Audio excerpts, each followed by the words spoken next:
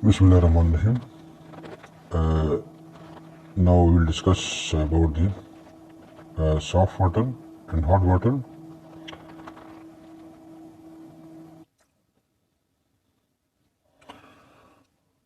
Of chapter number 15, class 10. So you can say that in इस chapter में हम जो ये लेक्चर है इसमें हम सॉफ्ट एंड हॉट वाटर के बारे में पढ़ेंगे और ये चैप्टर नंबर 15 से लिया गया है जो कि क्लास 10 केमिस्ट्री का है. So this is the 15.2 soft and hot water. So what is soft water? Soft water is that water which easily produces good lather and does not form scum with a soup. यानी जो soft water है वो क्या होता है, वो पानी होता है जो कि झाग पानी के साथ हो इजीली जो है ना झाग पैदा करता है. यानी सॉफ्ट पानी वो होता है जो साबुन के साथ आसानी के साथ हो झाग पैदा करता है. और ये यानी कि मतलब वो जब हम वॉशिंग करते हैं किसी जो ना कपड़ों वगैरह की, तो अगर सोप हम डाल लेते हैं तो पानी भी इस्तेमाल करते हैं तो वो पानी जो झाग पैदा करे तो उसको हम कहते हैं कि ये सॉफ्ट वाटर है. और अगर झाग पैदा न करे तो उसको हम कहेंगे कि ये हार्ड वाटर है. अब हम हार्ड वाटर के बारे में पढ़ेंगे कि हार्ड वाटर क्या है. हार्ड वाटर जो है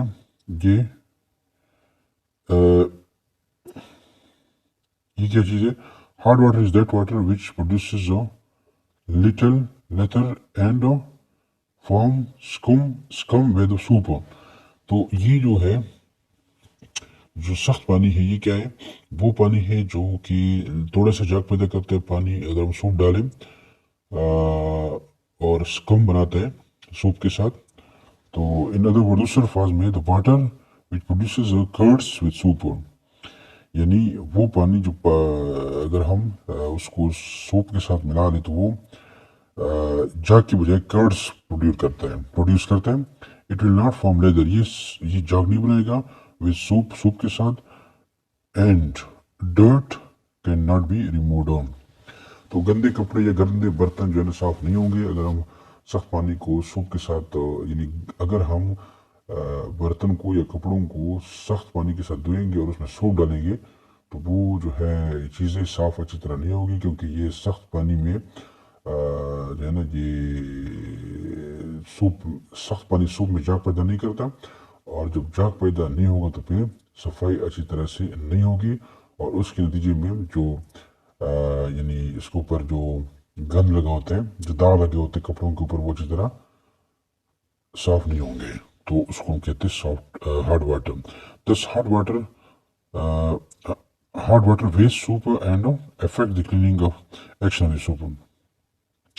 तो अब ये साबित हो गया कि जो हार्ड वाटर है वो क्या है, सूप को ज़ाया करता है और जो क्लीनिंग इफेक्ट एक्शन है सूप है उनको ज़ाया कर लेता है. Causes of hardness of water. जो पानी की हार्डनेस होती है इसकी वजह क्या होती है. Water become hard when it dissolve gypsums CaSO4 2H2O और limestone CaCO3 from the soil. तो ये बता रहे हैं कि जो पानी हार्ड कब बन जाता है. पानी हार्ड तब बन जाता है जब वो अपने अंदर जिप्सम यानी कैल्शियम सल्फेट डाइहाइड्रेट या लाइमस्टोन CaCO3 कैल्शियम कार्बोनेट अपने अंदर हल कर लेता है. यानी अगर पानी को कहीं ऐसी जगह पे इसकी स्टोरेज हो या गुजरना पड़े या इसका बहाव जो है तो वहाँ पे पड़ा हो जिप्सम और कैल्शियम कार्बोनेट, तो अगर वो उसमें वहाँ से पानी गुजर जाए या वहाँ पे पानी खड़ा हो तो ये जो जिप्सम है और कैल्शियम कार्बोनेट जो है ये उस पानी में हल हो जाएगा और उसको फिर क्या बनाएगा, सख्त बनाएगा. यानी साइल में भी जो है ना ये होता है, लाइमस्टोन और कैल्शियम सल्फेट वगैरह होते हैं जिप्सम, जो कि पानी की हार्डनेस का बायस बनते हैं। The rain water on its way to ground, तो जब रेन का जो पानी है वो ज़मीन में जाता है, डिजॉल्व कार्बन डाइऑक्साइड, तो ये उसमें कार्बन डाइऑक्साइड डिजॉल्व हो जाता है फ्रॉम दी एटमॉस्फेयर। यानी जब बारिश बरसती है तो वो पानी जो होता है बारिश का, वो कार्बन डाइऑक्साइड भी अपने अंदर हल कर लेता है जो कि एटमॉस्फेयर में होता है। Water which contain carbon dioxide has the ability to dissolve the small amount of calcium carbonate to form calcium bicarbonate.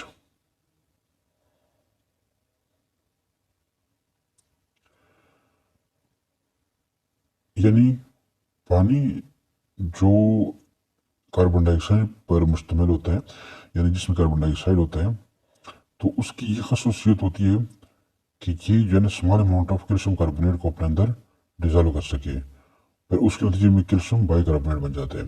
यानी अगर पानी में कैल्शियम अगर पानी में कार्बन डाइऑक्साइड मौजूद है तो उसकी फिर ये खूबी बन जाती है कि वो अपने अंदर कैल्शियम कार्बोनेट को हल करने की सलाहियत तो रखता है। तो जब ये कैल्शियम कार्बोनेट को हल कर लेते हैं तो उसके नतीजे में कैल्शियम बाइकार्बोनेट बन जाता है। Similarly magnesium carbonate MgCO3 also reacts with water and carbon dioxide to form magnesium bicarbonate। तो इसी तरह ये जो है मैग्नीशियम जो कार्बोनेट है ये भी पानी के साथ रिएक्शन करके और कार्बन डाइऑक्साइड के साथ ये मैग्नीशियम बाइकार्बोनेट बना देता है। तो ये रिएक्शन ये नीचे दिया गया है, calcium carbonate plus CO2 plus H2O, यानी ये पानी जो है ये क्या करता है, अब ये कार्बन डाइऑक्साइड और कैल्शियम कार्बोनेट को जब ये हल कर लेता है तो उसके नीचे में कैल्शियम बाइकार्बोनेट बन जाता है। और इस तरह मैग्नीशियम कार्बोनेट और कार्बन डाइऑक्साइड और पानी, यानी बेसिकली हम डिस्कस करें पानी के हवाले से, तो ये पानी जो H2 है ये कार्बन डाइऑक्साइड और मैग्नीशियम कार्बोनेट को डिजॉल्व करके मैग्नीशियम बाइकार्बोनेट बना लेता है, जो मैग्नीशियम कार्बोनेट बन जाता है।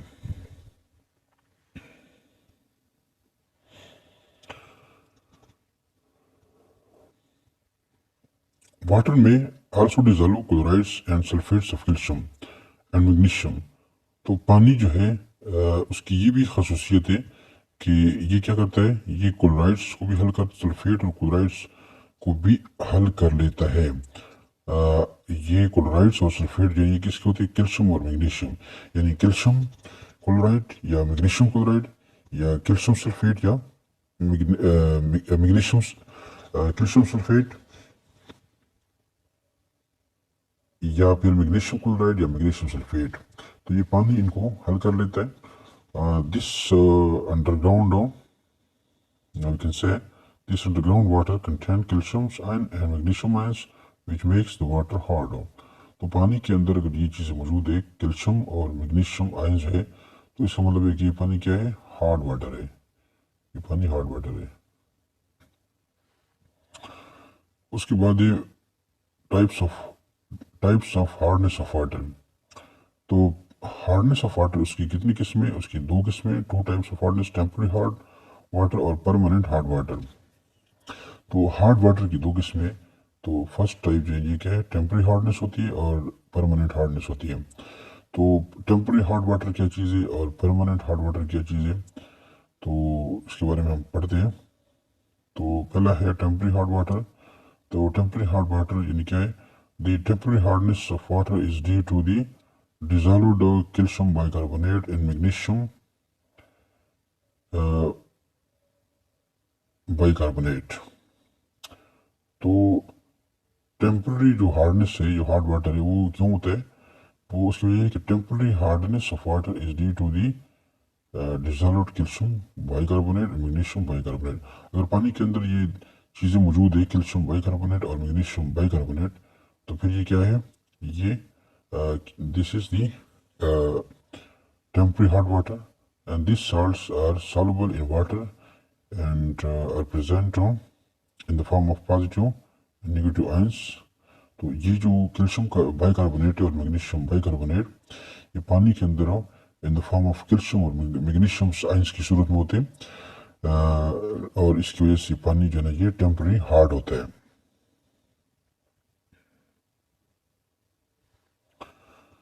calcium bicarbonate, it produces calcium and bicarbonate ions. Similarly, magnesium bicarbonate, it produces magnesium ions, and so when water dissolves calcium bicarbonate, calcium ion is formed, and when magnesium bicarbonate is dissolved in water, magnesium ion is formed, due to which it becomes hard. But the hardness is temporary, so therefore it is called temporary hard water. Next one is permanent hardness. So what is the permanent hardness of water? The permanent hardness of water is due to the presence of chlorides and sulfates of calcium and magnesium. So we can say magnesium chloride, magnesium carbonate, and calcium chloride. So this is the permanent hardness of water, and this permanent hardness of water you can say this is due to the presence of chloride and sulfate of calcium and magnesium. So you can say that the permanent hardness of water is due to the presence of calcium chloride or magnesium chloride or calcium sulfate or magnesium chloride or magnesium sulfate. Permanent hardness जो है पानी की जो होती है वो किस वजह से होती है? अगर पानी के अंदर क्लोराइड आयंस और सल्फेट आयंस मौजूद हैं तो वो पानी क्या है? परमानेंट हार्ड वाटर है। और ये जो क्लोराइड आयंस और ये सल्फेट जो है ये कहाँ से आते हैं? ये बेसिकली जो कैल्शियम क्लोराइड और मैग्नीशियम क्लोराइड या कैल्शियम सल्फेट और मैग्नीशियम सल्फेट जो पानी में हल होते हैं तो ये क्लोराइड और सल्फेट वहाँ से पानी में आ जाते हैं, जिसकी वजह से पानी परमानेंट हार्ड बन जाता है, यानी और उस पानी को हम कहेंगे कि क्या है? परमानेंट हार्ड वाटर है। This salts are soluble in water. ये पानी ये साल्ट जो है यानी कि जो ये वाले हैं मैग्नीशियम क्लोराइड है, मैग्नीशियम कार्बोनेट है और कैल्शियम क्लोराइड है, तो ये क्या है? ये सॉल्युबल पानी में हल होते हैं, produces respective ions in water. तो simple boiling of the water cannot decompose the salts. तो टेम्पररी जो हार्डनेस है उसको तो हम जस्ट पानी को बॉयल करें तो उससे वो यानी उसमें क्योंकि कैल्शियम और मैग्नीशियम की वजह से होता है जो टेम्पररी हार्डनेस होती है, तो उसको जब हम बॉयल करते हैं पानी को, यानी पानी को जब हम उबालते हैं तो उबालने से या बॉयल करने से उसकी जो टेम्पररी हार्डनेस है वो ख़त्म हो जाती है। लेकिन जो परमानेंट हार्डनेस है वो चूँकि क्लोराइड और सल्फेट की वजह से होती है, तो सिंपल जो है बॉइलिंग यानी पानी को उबालने से उसकी जो हार्डनेस है वो ख़त्म नहीं होती, क्योंकि वो परमानेंट हार्ड वाटर होता है। तो यहाँ पर कुछ रिएक्शंस दिए हुए, सो वी कैन से यहाँ पर ये कैल्शियम क्लोराइड, तो ये जब पानी में हल होते हैं तो ये क्या बनाते हैं? कैल्शियम आयन और क्लोराइड। और magnesium chloride, magnesium ion plus chloride में बनाते हैं calcium sulphate, calcium ion plus sulphate ions, magnesium sulphate dissociate to produce magnesium ions and sulfate ions. Or we can say that the permanent hardness is due to the presence of these ions, you can say chloride or sulfate ions, and these are in the form of calcium chloride, magnesium chloride, calcium sulfate or magnesium sulfate. So this you can say if these salts are present in water, so you can say this water is permanent hard water.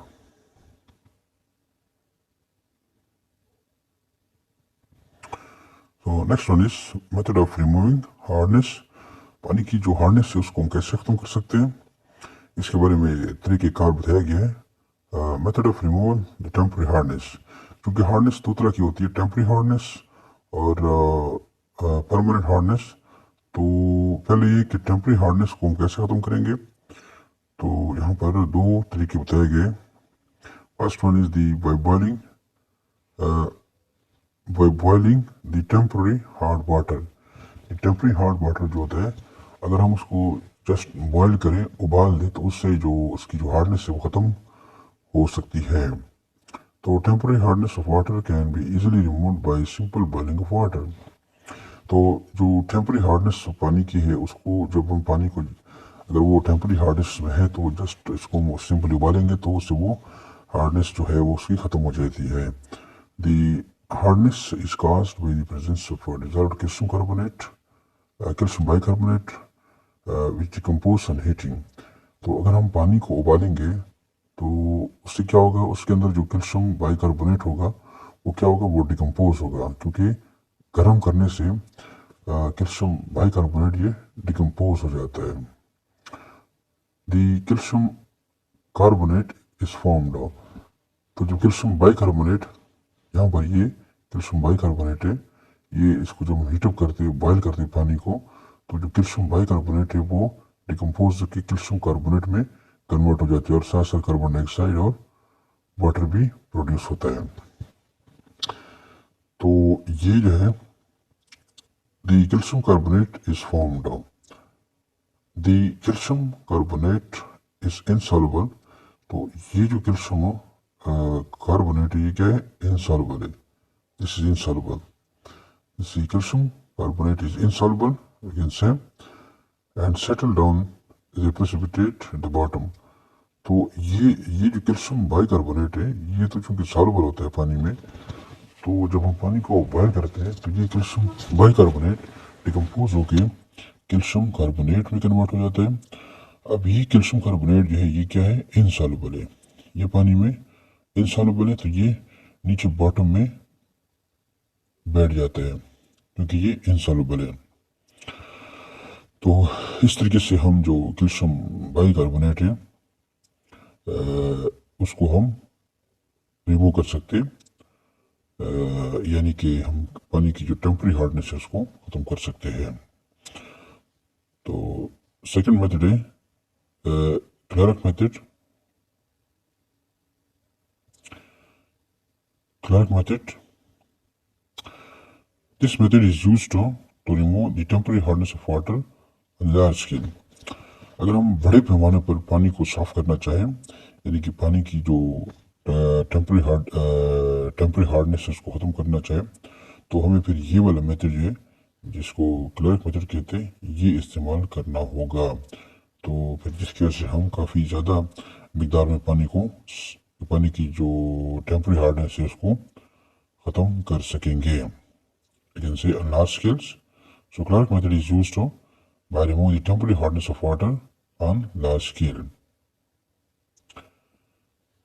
This is a chemical method. ये chemical method है, यानी इसमें chemicals को इस्तेमाल किया जाता है। A calculated amount of slaked lime calcium hydroxide is added to the temporary hard water. तो ये बता रही कि जो चूँकि केमिकल मेथड है, केमिकल मेथड में हम पानी में केमिकल डालेंगे तब उसके बाद फिर इसकी हार्डनेस ख़त्म होगी। तो कैसे ख़त्म करेंगे, कौन से केमिकल डालेंगे, तो एक calculated amount of slack lime यानी कैल्शियम हाइड्रोक्साइड को अगर हम पानी में ऐड करें हार्ड वाटर में जो टेम्परी हार्ड होगा, यानी ये है कैल्शियम हाइड्रोक्साइड। तो फिर आगे क्या होगा, दी soluble bicarbonate ion of calcium and magnesium present in the temporary hard water are converted to their carbonate ions. तो अब यहाँ पर the carbonates of calcium and magnesium are insoluble in water and settle down at the bottom. अब यहाँ पर ये जो है, यहाँ पर ये पानी में चूंकि ये कैल्शियम बाइकार्बोनेट हल होता है, तो यानी चूंकि ये हम टेम्पररी हार्डनेस की बात कर रहे हैं, इसको ख़त्म कर रहे हैं टेम्पररी हार्डनेस को, तो टेम्पररी हार्डनेस में ये जो कैल्शियम बाइकार्बोनेट है ये मौजूद होता है। तो अब इस कैल्शियम बाइकार्बोनेट को हटाने के लिए फिर हम क्या करते हैं, इसमें कैल्शियम हाइड्रोक्साइड डालते हैं उस पानी में। तो जब हम कैल्शियम हाइड्रोक्साइड को डालेंगे पानी में तो क्या होगा, तो जो कैल्शियम बाइकार्बोनेट है ये क्या होगा, ये कैल्शियम कार्बोनेट में कन्वर्ट होगा, ये CaCO3 में कन्वर्ट होगा। तो ये क्या है, वाइट प्रेसिपिटेट है। तो ये अब ये चूंकि सॉल्युबल है सोडियम यानी कैल्शियम बाइकार्बोनेट ये सॉल्युबल है पानी में, और जब ये हम कैल्शियम हाइड्रोक्साइड डालते हैं तो उसके नतीजे में कैल्शियम कार्बोनेट बनता है, और ये कैल्शियम कार्बोनेट ये क्या है, इनसॉल्युबल है। तो ये जब पानी में बन जाता है तो ये फिर बॉटम में बैठ जाता है क्योंकि ये क्या है, this is water, this is the insoluble. So it precipitates at the, you can say, settle down at the bottom. अब एक तो ये पानी में होता है कैल्शियम बाइकार्बोनेट होता है जिसकी वजह से टेम्परेरी हार्डनेस होती है। दूसरी जो हार्डनेस की वजह होती है वो है मैग्नीशियम बाइकार्बोनेट। यानी पानी में अगर मैग्नीशियम बाइकार्बोनेट मौजूद है तो वो क्या है, टेम्परेरी हार्ड वाटर है। तो अभी इस टेम्परेरी हार्ड वाटर को भी हम साफ़ करने के लिए, यानी उसकी हार्डनेस को ख़त्म करने के लिए फिर हम डालेंगे कैल्शियम हाइड्रोक्साइड दोबारा। यानी पहले भी हमने यानी डाल दिया, तो यानी कि अगर हम पानी में, वो पानी जिसके अंदर ये कैल्शियम बाइकार्बोनेट और मैग्नीशियम कार्बोनेट जो मौजूद बाइकार्बोनेट मौजूद होता है, तो उसमें हम कैल्शियम हाइड्रोक्साइड डालेंगे तो उसके नीचे में इस तरह ये मैग्नीशियम कार्बोनेट बनेगा जो कि वाइट प्रेसिपिटेट है और इनसॉल्युबल है, और साथ ये भी बनेगा कैल्शियम कार्बोनेट, और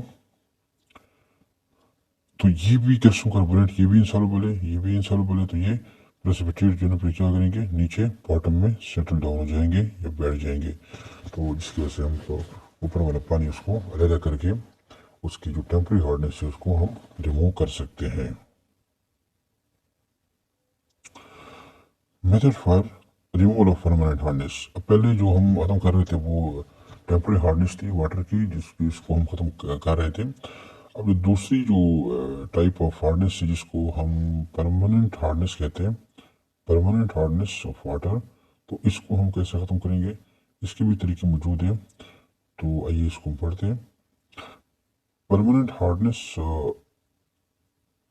of water can only be remove by using chemicals which convert soluble salts into insoluble salts on precipitation.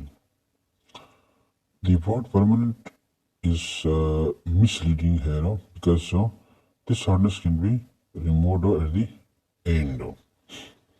तो जिस तरह हम पहले पढ़ चुके हैं कि यहाँ पर हम केमिकल डाल रहे हैं कैल्शियम हाइड्रोक्साइड, तो परमानेंट हार्डनेस को भी ख़त्म करने के लिए हम किसको इस्तेमाल करेंगे, यूजिंग केमिकल्स। केमिकल्स को पानी में डालेंगे, उसके बाद फिर उसकी परमानेंट हार्डनेस भी ख़त्म होगी। तो कैसे ख़त्म होगी, क्योंकि जब हम केमिकल्स को पानी में डालेंगे तो जो सॉल्युबल साल्ट होंगे पानी में, जो कि हमें नज़र ही नहीं आते आंखों से, वो ये जो केमिकल्स जब हम डालेंगे तो ये उन सॉल्युबल साल्ट को इनसॉल्युबल साल्ट्स में कन्वर्ट करेगा, और फिर ये क्या नीचे बैठ जाएंगे, प्रेसिपिटेट होकर बैठ जाएंगे। तो इस तरीके से फिर हम उसको जो साफ पानी होगा उनसे अलग करके उसको यानी सॉफ्ट बना सकते हैं।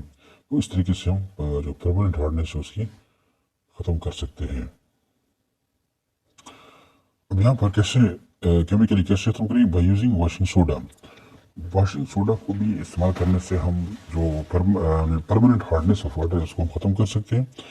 The washing soda sodium carbonate removes the permanent hardness of water. यानी अगर हम जो वाशिंग सोडा है जिसको हम सोडियम कार्बोनेट कहते हैं Na2CO3, ये क्या है, वाशिंग सोडा है, और ये जो पानी की परमानेंट हार्डनेस है इनको ख़त्म करता है। तो कैसे ख़त्म करता है, ये the washing soda reacts with the soluble calcium and magnesium chlorides and sulfate and convert them into soluble calcium and magnesium carbonate respectively. तो सोडियम जो कार्बोनेट है ये चूँकि वाशिंग सोडा है, तो यहाँ पर हमने इसको इस्तेमाल करना है। तो ये तो बता रहे हैं कि वाशिंग सोडा जो है ये सॉल्युबल जो पानी में जो सॉल्युबल यानी कि कैल्शियम और मैग्नीशियम क्लोराइड जो होते हैं, यानी ये कैल्शियम क्लोराइड है और ये मैग्नीशियम क्लोराइड है, पानी के अंदर मौजूद होते हैं। तो जब हम पानी में सोडियम कार्बोनेट को डाल देते हैं, ये पानी में मौजूद है मैग्नीशियम क्लोराइड और कैल्शियम क्लोराइड, तो हमने सोडियम कार्बोनेट को डाल दिया, तो उसके नतीजे में क्या बन जाता है, तो कैल्शियम क्लोराइड है वो कैल्शियम कार्बोनेट में कन्वर्ट हो जाता है, और इसके साथ साथ जो मैग्नीशियम क्लोराइड है वो मैग्नीशियम कार्बोनेट में कन्वर्ट हो जाता है। अब यहाँ पर ये जो है जो कैल्शियम कार्बोनेट है और मैग्नीशियम कार्बोनेट है, ये चूँकि इनसॉल्युबल है यानी पानी में हल नहीं होते, तो ये नीचे पानी की तह में बैठ जाते हैं। और जब ये नीचे के पानी की तह में बैठ जाते हैं तो इस तरीके से हम जो पानी होगा उसको हम साफ पानी जो ऊपर होगा ना, उनको हम अलग करके उसको यानी साफ कर सकते हैं। तो इस तरीके से हम इसको इसकी हार्डनेस से उसको ख़त्म कर सकते हैं। तो इसी तरह अगर हम ये जो है सोडियम कार्बोनेट यहाँ पर भी है, तो ये सोडियम कार्बोनेट अगर हम यानी ये तो हमने पहले उसमें डाल दिया कैल्शियम, इसमें हमने डाल दिया कैल्शियम क्लोराइड और मैग्नीशियम क्लोराइड, यानी क्लोराइड जो साल्ट से उसमें डाल दिया।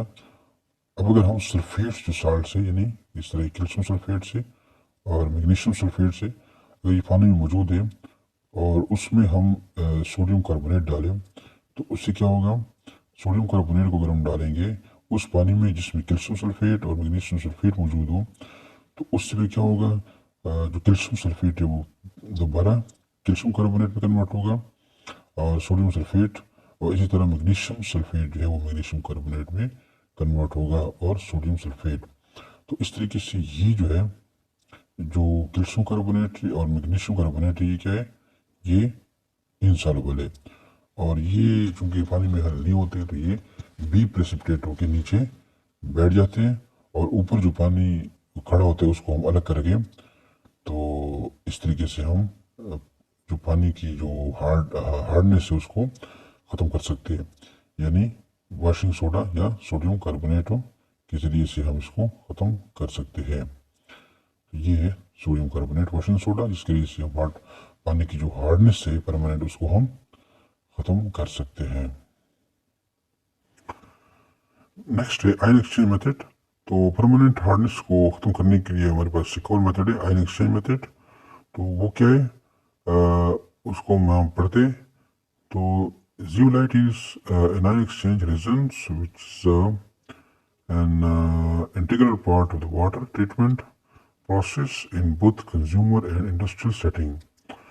तो यहाँ पर ये बता रहे हैं कि जो परमानेंट हार्डनेस है उसको हम आयन एक्सचेंज मेथड के ज़रिए से भी हल कर सकते हैं, यानी जो हार्डनेस है उसको अगर हम ख़त्म करना चाहें तो आयन एक्सचेंज वाला तरीका इस्तेमाल करके हम उसको ख़त्म कर सकते हैं। तो वो ये तरीका क्या है, इसमें होता है जियोलाइट यूज़ होता है, जियोलाइट एक्सचेंज, यानी ये जियोलाइट एक आयन एक्सचेंज रेजन है, यानी हम उसमें इस मेथड में हम रेजन को यूज़ करते हैं और उसका नाम है जियोलाइट। तो ये हम यूज़ करते हैं, तो कैसे यूज़ करते हैं, which is an integral part of the in the water treatment process and both consumer and industrial setting. तो ये जो मेथड है जिसमें हम जियोलाइट को यूज़ करते हैं, ये बता रहे कि हम इंडस्ट्रियल लेवल पे भी इस मेथड को यूज़ करके और जो घरेलू पानी जो है उसको भी यानी साफ बनाने के लिए यही जो आयन एक्सचेंज मेथड है इसको यूज़ करते हैं। Zeolite is naturally occurring sodium aluminium silicates. तो ये जो जियोलाइट है ये कुदरती तौर पर ये मौजूद होता है और ये क्या होते हैं, सोडियम एल्यूमिनियम सिलिकेट होते हैं। तो जियोलाइट क्या है, सोडियम एल्यूमिनियम सिलिकेट होता है। ये बता रहे कि it can be prepared artificially, इसको हम आर्टिफिशियली भी तैयार कर सकते हैं। दिस रीजन इज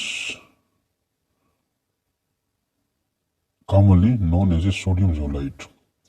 तो ये जो जियोलाइट है इसको हम कॉमनली यानी इसका जो कॉमन नेम है उसको हम सोडियम जियोलाइट कहते हैं।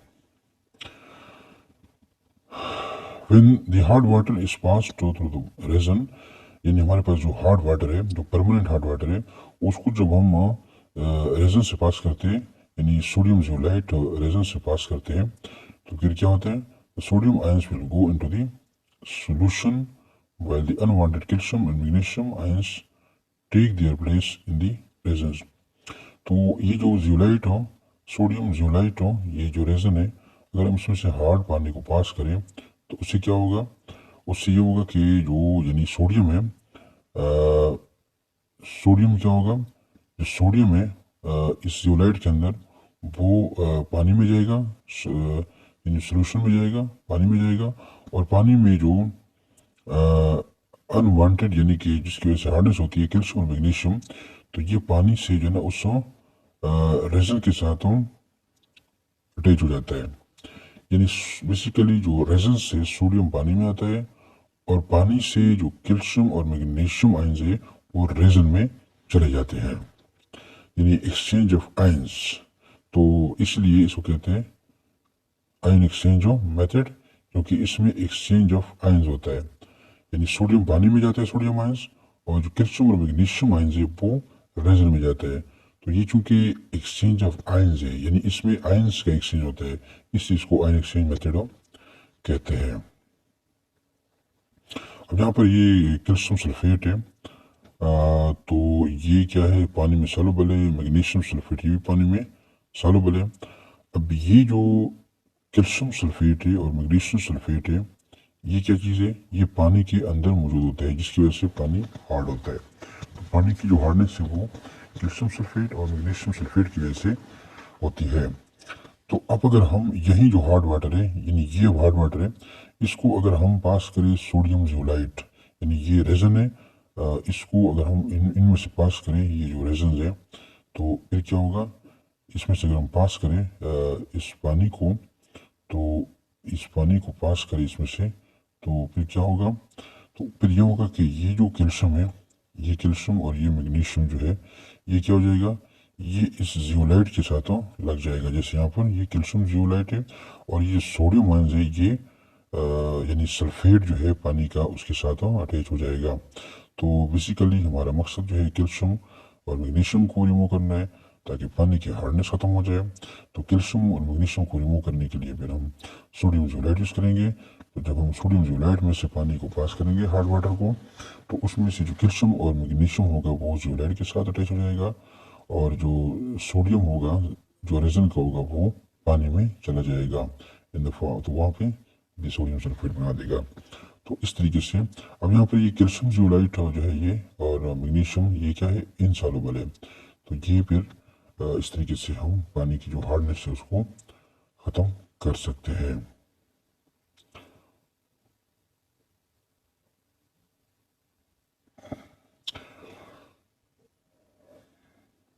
When the sodium zeolite is used up and become inactive, then it can be regenerated by treating it with a strong solution of common salt sodium chloride. तो अब चूंकि हमने जो रेजन इस्तेमाल किया, रेजन में से हमने पानी को पास कर दिया, तो वो जो रेजन में हमने पानी पास कर दिया तो रेजन से सोडियम तो पानी में चला गया, लेकिन पानी का जो कैल्शियम और मैग्नीशियम था वो रेजन में लग गया।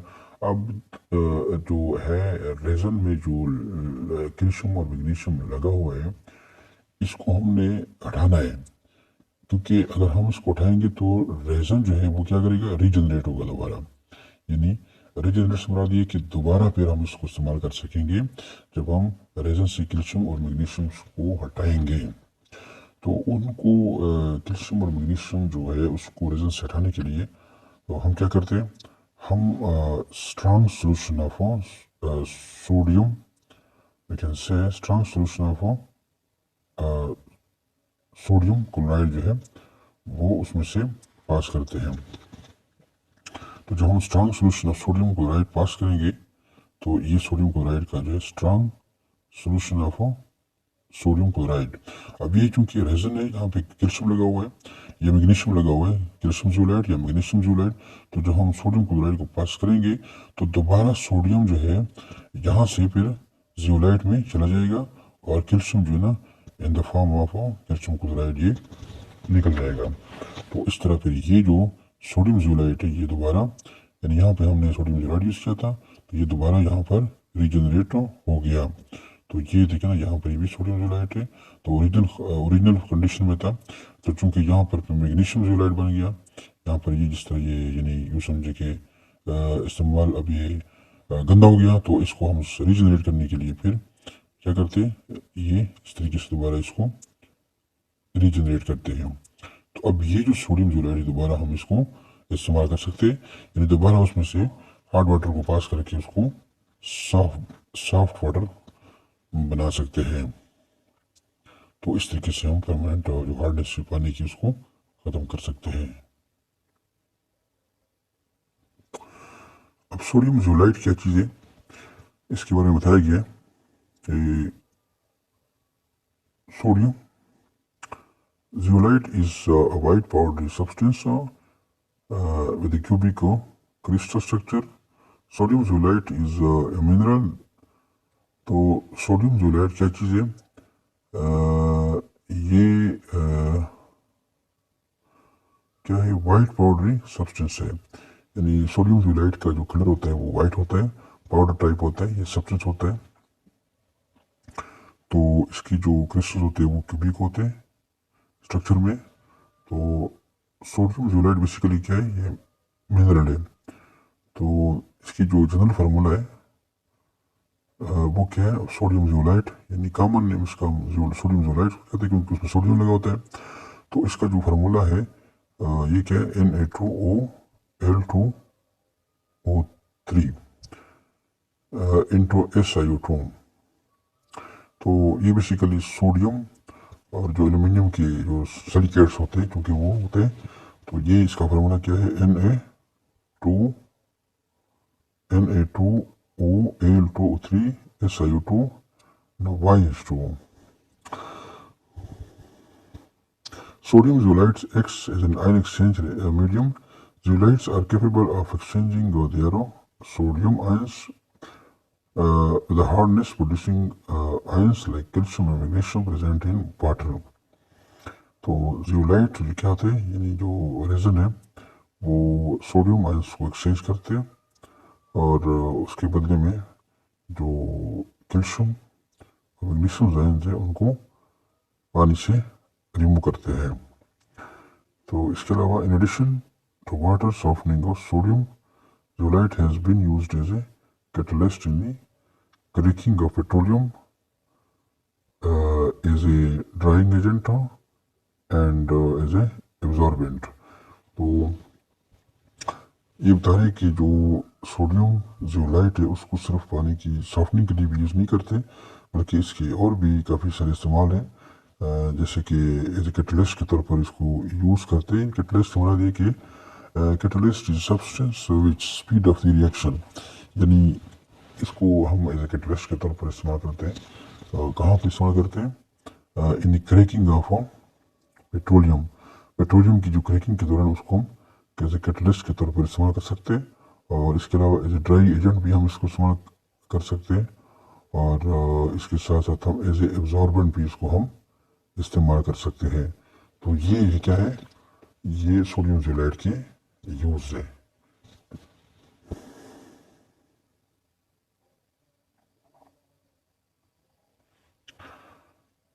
अब यहाँ पर hard water hampers the cleaning action of soap, यानी जो हार्ड वाटर है, ये जो सख्त पानी है हार्ड वाटर है, उसमें अगर हम सूप डालें तो सूप की जो क्लीनिंग यानी साफ करने की जो सलाहियत होती है उसको ख़त्म कर देती है। तो कैसे ख़त्म करती है? यहाँ बताया गया soaps are the we can say soups are the sodium salts of fatty acids when soap is added to hard water। तो सूप क्या है? ये यानी sodium salts of fatty acids है। सूप क्या है? Sodium salts of fatty acids. When soaps is added to the hard water, जब हम सूप को पानी में यानी डालते हैं या पानी में मिलाते हैं सूप को, तो जिस तरह सर्फ हो गया या साबुन हो गया, ये सब होते हैं। तो ये क्या करते हैं? It is ionised into sodium ion and stearate ions. तो जब हम सूप को पानी में मिलाते हैं तो फिर ये क्या करता है? ये सोडियम आयन और स्टीरेट आयन में आयनाइज होता है। जैसे यहाँ पर ये क्या है? ये सूप है। ये सूप को हमने यानी यहाँ पर हार्ड वाटर में डाल दिया, तो हार्ड वाटर में डालने के बाद ये आयनाइज हो गया, स्टीरेट आयन और सोडियम आयन में आयनाइज हो गया। उसके बाद क्या होता है? The calcium and magnesium ions, so you can say the calcium and magnesium ions are present in hard water। अब चूंकि हार्ड वाटर में कैल्शियम और मैग्नीशियम आयंस मौजूद होते हैं, यहाँ पर ये हार्ड वाटर में कैल्शियम और मैग्नीशियम आयंस मौजूद होते हैं, तो फिर क्या होता है?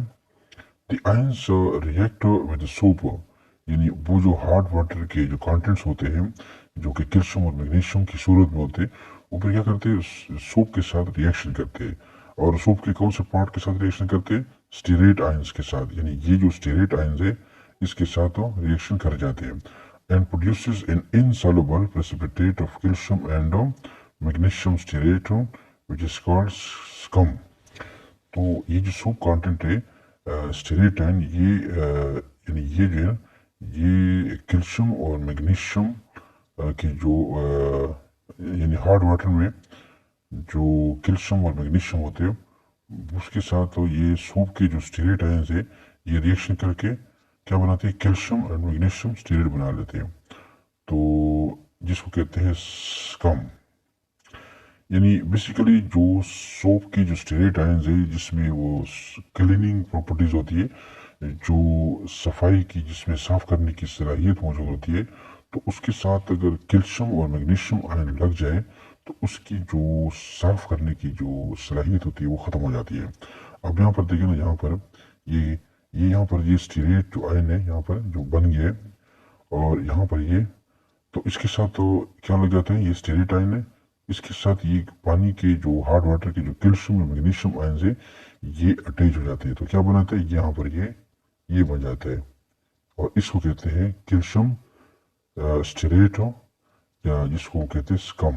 यानी तो ये जब बन जाता है तो कैल्शियम के लगने की वजह से यानी ये जो कैल्शियम है इसके लगने की वजह से स्टीरेट के साथ इस स्टीरेट आयंस की जो साफ करने की जो सलाहियत होती है वो खत्म हो जाती है या मैग्नीशियम आयन भी लग सकता है तो वो फिर बेसिकली कैल्शियम और मैग्नीशियम जो आयंस है जो हार्ड वाटर में होते हैं वो सोप की जो स्टेरेट आयंस है उनकी जो क्लीनिंग सलाहियत है उसको खत्म कर देती है तो जिसकी वजह से फिर ये सूप जो है अच्छी तरह सफाई नहीं करता यानी कपड़ों को साफ नहीं करता या बर्तनों को साफ नहीं करता क्योंकि वो उसका असर खत्म हो जाता है। यहाँ पर ये बेसिकली बताया गया है जो आयन एक्सचेंज जो मेथड है ये यहाँ पर ये बताया गया है कि हम हार्ड वाटर ये जियोलाइट हो ये रेजन है तो इसमें हम यानी हार्ड वाटर को जब हम इन करते हैं यहाँ पर तो वो उस रेजन में से पास हो जाता है ये रेजन इसमें से पास हो जाता है तो उसमें जब पास हो जाता है तो ये जियोलाइट जो बेड है यहाँ से सोडियम जो आयन है वो उस पानी में शामिल हो जाता है सोडियम आयन तो उसके बाद जो दूसरे जो कैल्शियम आयन होते हैं कैल्शियम और मैग्नीशियम आयन होते हैं वो जो जो हार्ड वाटर में होते हैं वो इनके साथ जियोलाइट के साथ लग जाता है तो ये पानी का फिर सॉफ्ट वाटर बन जाता है यानी अगर कैल्शियम और मैग्नीशियम को हम पानी से रिमूव करें तो वो सॉफ्ट वाटर बनेगा। इस तरीके से ये जो सॉफ्ट वाटर है इसको हम यहाँ पे कलेक्ट करते हैं और फिर इस रेजन्स जिसके साथ ये कैल्शियम और मैग्नीशियम लगा हुआ है इसको रीजनरेट करने के लिए फिर सोडियम क्लोराइड का सोल्यूशन यहाँ पर हम इसमें से पास करते हैं यानी यहाँ पर ये इंजेक्ट करते हैं तो उससे ये होता है कि सोडियम आयन जो है ये दोबारा जियोलाइट से कैल्शियम और मैग्नीशियम आयन को रिमूव करके उसको सोडियम साथ अटैच हो जाता है तो ये दोबारा जो जियोलाइट है in the form of sodium zeolite हो रीजनरेट हो जाता है जिसको हम दोबारा यूज कर सकते हैं। So this is the ion exchange method for converting hard water into soft water.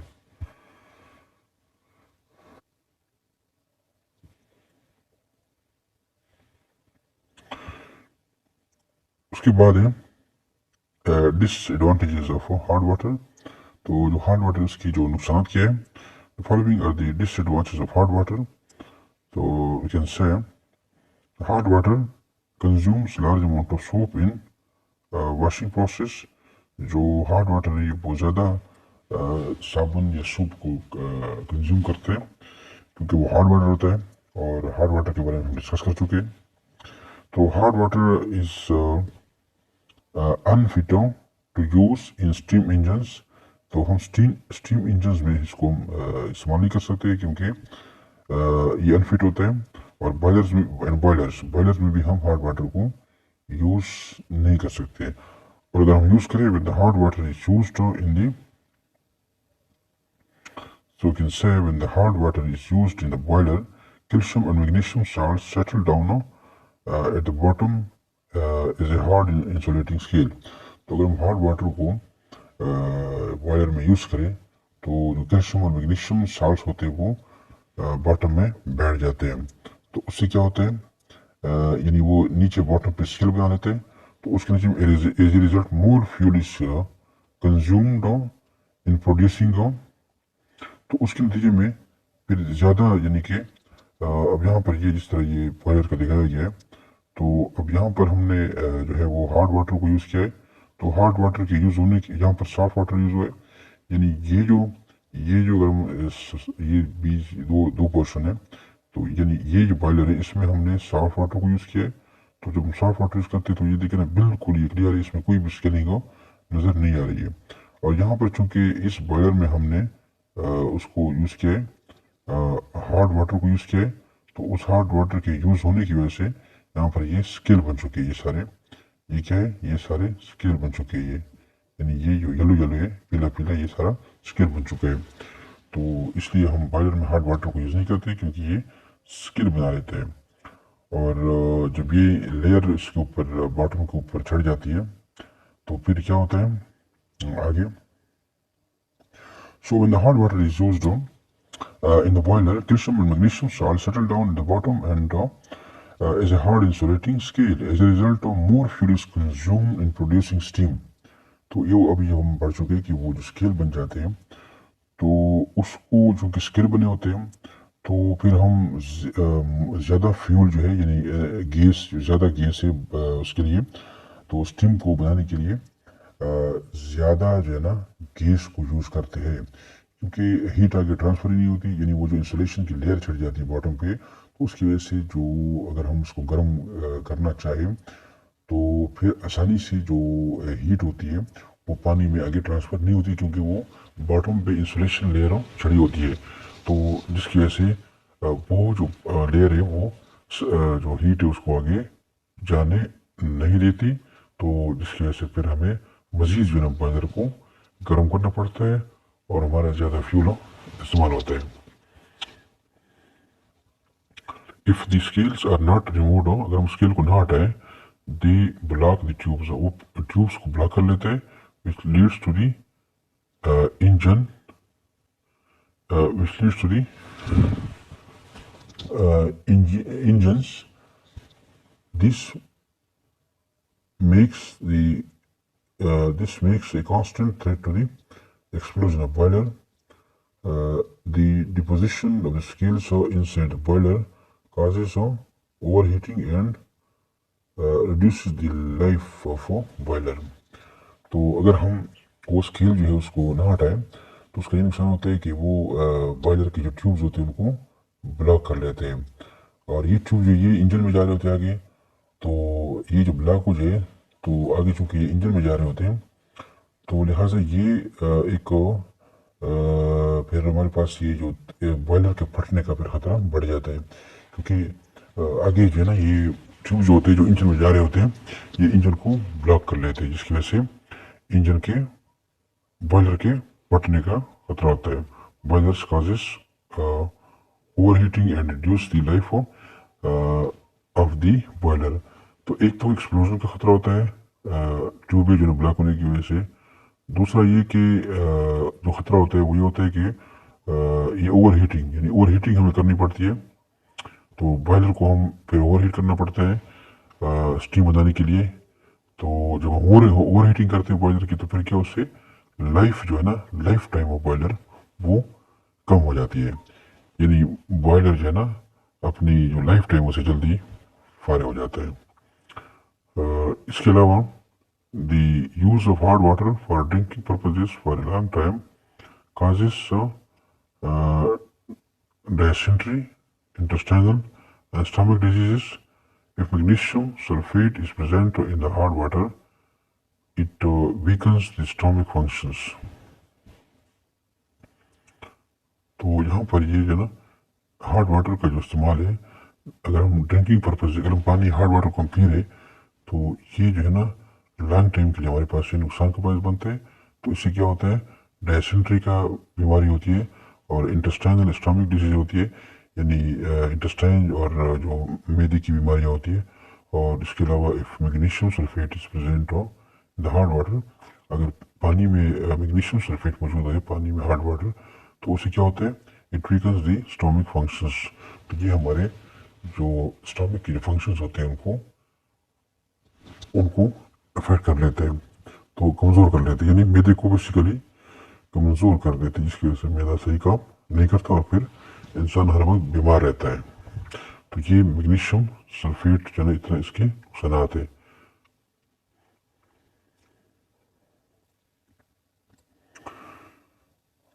अगली वीडियो में हम वाटर पोल्यूशन को पढ़ेंगे अगले लेक्चर में। We will discuss about water pollution in next lecture. तो थैंक्स फॉर वॉचिंग। उम्मीद है ये जो लेक्चर है आपके लिए मुफीद साबित हो गया होगा। फिर भी अगर कोई भी क्वेश्चन हो सवाल से, तो आप कमेंट सेक्शन में इसको मेंशन कर सकते हैं। तो थैंक्स फॉर वॉचिंग।